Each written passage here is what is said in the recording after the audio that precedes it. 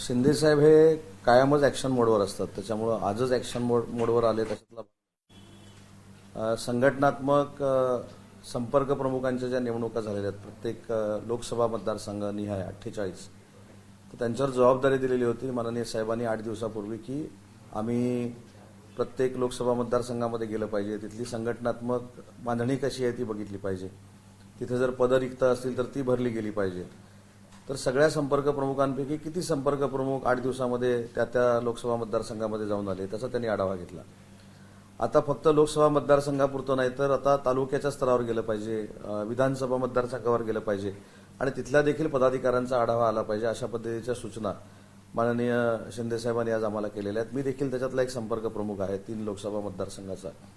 आणि संघटनात्मक बांधणी ही आता निवडणुका संपल्यानंतर पुढे आम्हाला 3 वर्ष करायची आहे, कारण आता कुठच्याच निवडणुका नाहीत ग्रामपंचायत सोडल्या तर ती कशा पद्धतीनं असली पाहिजे, कशा पद्धतीनं स्ट्रक्चर असलं पाहिजे, किती मतदारसंघाला किती जिल्हा प्रमुख असले पाहिजेत, कशा पद्धतीची पदाची रचना असली पाहिजे, या संदर्भामध्ये सन्माननीय साहेबांनी आमदार खासदारांना आणि संपर्क प्रमुखांना आज मार्गदर्शन केलं. निवडणुका नाही पण मधल्या काळात संघटना बांधणीवरती लक्ष दिलं जाणार आहे, तर रिस्ट्रक्चर केलं जाईल का, शफल केले जातील का, काही नवी नाही, नक्कीच जे काम करत नाहीत किंवा पदं घेऊन बसलेले आहेत त्यांना नक्कीच बाजूला करून नव्या दमाचे कार्यकर्ते त्या ठिकाणी साहेब देतील. आणि त्याच्या पुढे जाऊन सांगतो की 12 तारखेपासून माननीय खासदार श्रीकांत शिंदे साहेबांचा देखील महाराष्ट्राचा दौरा सुरू होतोय. संभाजीनगरला पहिली आमची बैठक आहे सकाळी 11 वाजता. तिथे संभाजीनगर जालना या 2 लोकसभा मतदारसंघाचा आढावा स्वतः खासदार साहेब त्या ठिकाणी घेणार आहेत. संध्याकाळी पुणे शहर, मावळ मतदारसंघ, शिरूर मतदारसंघ आणि बारामती मतदारसंघ या प्रमुख पदाधिकाऱ्यांची बैठक श्रीकांत शिंदे साहेबांच्या अध्यक्षतेखाली होणार आहे. आणि दुसऱ्या दिवशी सोलापूर, लातूर आणि धाराशिव या 3 लोकसभा मतदारसंघाची बैठक होईल. आणि त्याच्यानंतर संध्याकाळी नांदेड, हिंगोली आणि परभणी अशा 3 मतदारसंघाची बैठक होईल. त्याच्यामुळं सगळेच पदाधिकारी, त्याच्यामध्ये स्वतः साहेब असतील, खासदार साहेब असतील, आम्ही सगळे असू, हे संघटनात्मक बांधणीसाठी महाराष्ट्राच्या कानाकोपऱ्यामध्ये फिरतोय आणि आम्ही ते आता तालुका पातळीवर जाणार आहोत. जी लोक निष्क्रिय आहेत अशा लोकांचं मूल्यमापन कसं केलं गेलेलं आहे किंवा त्याचा रिपोर्ट तयार आहे का आणि त्या अनुषंगाने पुढची कारवाई केली जाईल? प्रगतीपत्रक हे हातात पडल्यानंतर कोण पास झालंय ते नापास झालंय हे कळतं. त्याच्यामुळे मार्कशीट बनवणं अजून चालू आहे आणि ते मार्कशीट माझ्या अंदाजाप्रमाणे 15 दिवसामध्ये किंवा 30 दिवसामध्ये साहेबांच्या सहीनं तयार होईल. त्याच्यामध्ये जे सक्षमपणानं काम करतायत त्यांना साहेब पुढे चाल देतील. जे सक्षमपणानं निवडणुकीमध्ये यशस्वी होऊ शकले नाहीत, निवडणुका यशस्वी करू शकले नाहीत, अशा लोकांना साहेब थोडं थांबवतील. मंत्र्यांच्या कामाचा देखील आढावा घेतला जातो?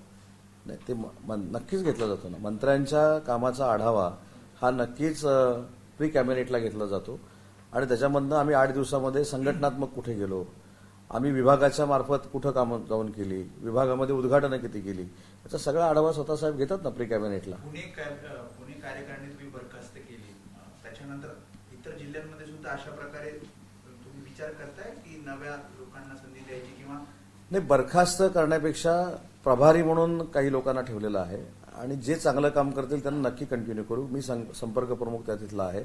साहेबांच्या परवानगीनं ज्यांना नवीन पदं द्यायची आहेत त्यांना नवीन पदं देखील देऊ. ज्यांना थांबवायचं आहे त्यांना थांबवू, ज्यांना काही काळासाठी थांबवायचं आहे त्यांना काही काळ थांबवू. मुंबईच्या बाबतीत जर बघायला गेलं तर मुंबई महापालिकेत जे अपेक्षित यश होतं ते शिवसेनेला मिळालं नाही आणि अनेकांवरती नाराजी सुद्धा शिंदे यांची.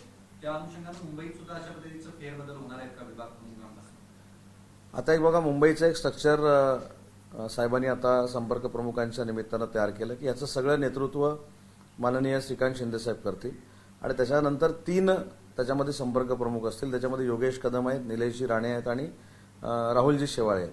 शेवटी मी संपर्क प्रमुख आहे, माझा देखील परफॉर्मन्स बघितला जाणार आहे. मी संपर्क प्रमुख आहे, मी मंत्री आहे, म्हणजे मी संघटनात्मक काम करायचं नाही अशातला भाग नाही. तर सगळ्या ह्या रचनेवर स्वतः साहेब लक्ष ठेवून आहेत आणि याच पार्श्वभूमीवर साहेबांनी आज या आमदारांच्या आणि संपर्क प्रमुखांच्या बैठका घेतल्या.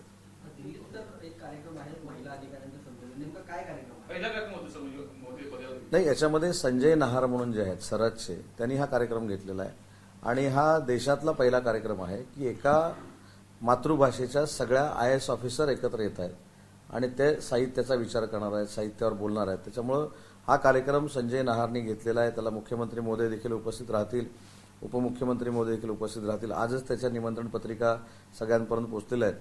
त्याच्यामुळे हा अभिनव असा कार्यक्रम सरहदच्या निमित्तानं आणि अजून एक संस्था आहे त्या 2 संस्थांच्या निमित्तानं त्या ठिकाणी होतोय. सर, सुनेत्रा पवारांच्या मागे भाजप मोठा भाऊ म्हणून उभा राहील पोटनिवडणुकीमध्ये असा भूमिका भाजपाने घेतली आहे. सुनेत्रा वहिनींचा उमेदवारी अर्ज भरतानाच माननीय एकनाथ शिंदेसाहेब उपस्थित होते.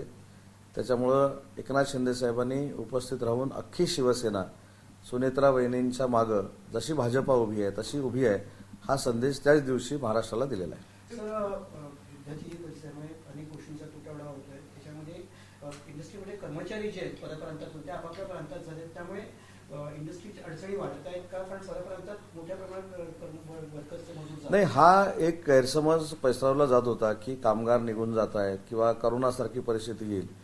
मी प्रातिनिधिक म्हणून छत्रपती संभाजीनगर असेल, त्याच्यानंतर पुणे असेल, पिंपरी चिंचवड असेल, त्याच्यानंतर कोकणातल्या काही इंडस्ट्री असतील त्या ठिकाणी स्वतः व्हिजिट केलेली आहे.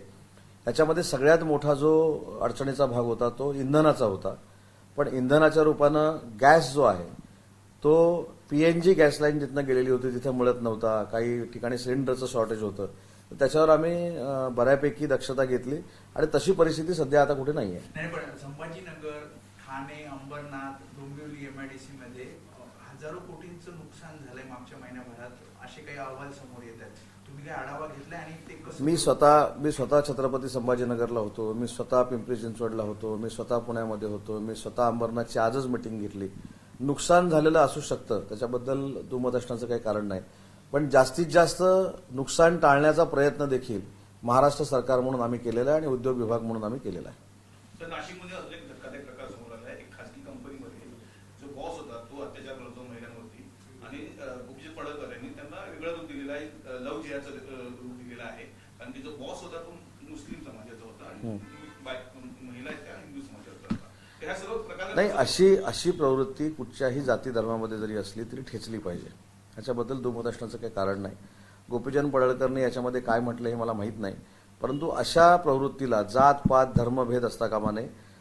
ज्या जातीचा माणूस, ज्या धर्माचा माणूस, ज्या पंथाचा माणूस अशा पद्धतीचं नीच कृत्य करत असेल, घाणेरडं कृत्य करत असेल तर त्याच्यावर कडक कारवाई झाली पाहिजे. हीच आमची सगळ्यांची भूमिका आहे. ABP माझा, उघडा डोळे बघा नीट.